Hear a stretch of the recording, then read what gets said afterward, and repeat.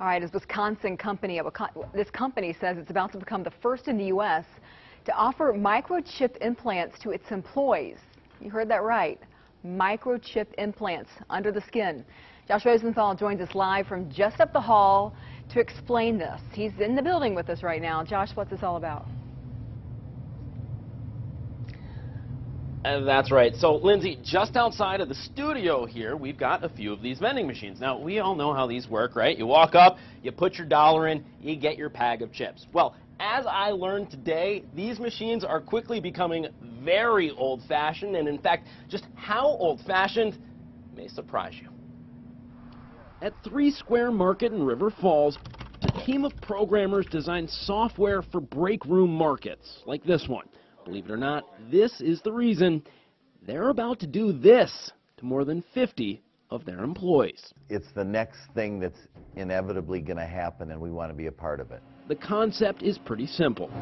Just like how you can buy something nowadays using your phone, what if you could use a microchip inside your hand instead? Todd, you're going to show us how this could potentially work. Yes, basically what this is considered is a break room market in an office complex. We'll come up, scan the item, we'll hit pay with credit card,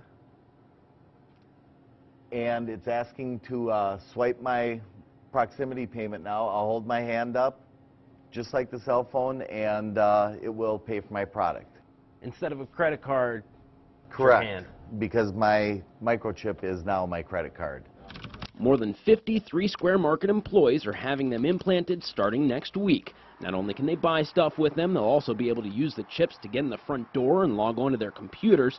Each chip costs $300. The company's picking up the tab. The chip goes between your thumb and forefinger, and CEO Todd Westby says the data is both encrypted and secure. So if I'm one of your employees and I've got this chip in my hand, you won't know, hey, Josh is slacking off. I can tell because I'm reading this chip. No, there's no GPS tracking at all. Employees here aren't required to get the chip. One of the ones choosing to do so, however, just so happens to be former North Star player and current Edina hockey coach, Kurt Giles. If somebody told you back in the day when you're flying around the ice playing for the North Stars that you're going to have a chip implanted in your hand, you're going to use it to pay for stuff, you're going to use it to get in and out of buildings, what would you have told that person?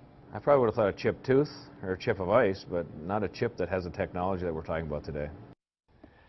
Okay, now, in case you're wondering, Lindsay, each one of these chips, it's about the size of a single grain of rice. It's tiny, just one little grain of rice. And now, get this. If you get one of these implanted into your hand and you want to get rid of it, you know how you do that? For real? They tell me you just pop it out. It's almost hard to believe. Did they offer you one? They did. They very much wanted me to come back next week when they're putting them in employees and get one. Still not sold, but I'm a little closer to being sold than I was when I walked in. Faster from the vending machine. Sure would. All right, now we need to upgrade the vending machines. Yeah, really. All right, thank you, Josh. Sure. All right, this may be the first time a U.S. company is using the technology, but it's already being used in Europe. A company in Sweden offered more than 100 employees the opportunity to get those microchips earlier this year. The company Epicenter Stockholm says phone and internet browsing history poses more of a threat than the chip.